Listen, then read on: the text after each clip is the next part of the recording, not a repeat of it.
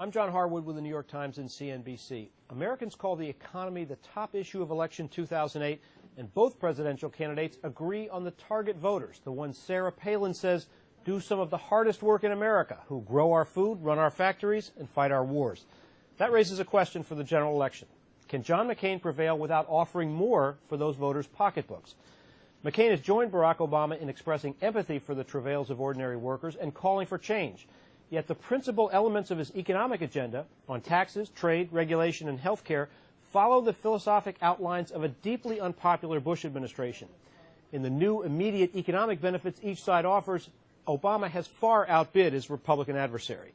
He proposes a new tax credit of $500 per worker, a new mortgage interest credit valued at an average of $500 for homeowners who don't now itemize their tax deductions, and a college tuition subsidy of $4,000 per year for students who perform community service.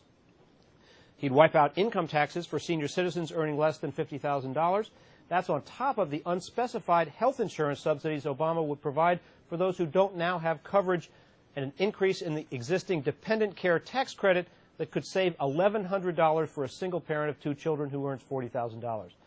By comparison, McCain's list of benefits is more modest. He would double the existing child exemption to $7,000, but most tax filers wouldn't benefit because they have no dependent children or have income so modest that they don't owe income taxes already. McCain's largest proposal is a new $5,000 credit for buying health insurance. But for most workers who already have employer-provided insurance, that credit would be offset by a new tax on those employer-provided policies. That doesn't mean McCain can't attract blue-collar swing votes in battleground states.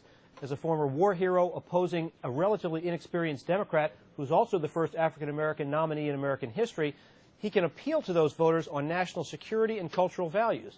He can also revive traditional Republican attacks against tax and spend liberalism and trade protectionism. But some Republicans are skeptical given the depth of Americans' economic anxiety. As one advisor to President Bush told me, I don't see how he can win if he doesn't talk about the #1 issue in every poll and say something besides generic Republican dogma.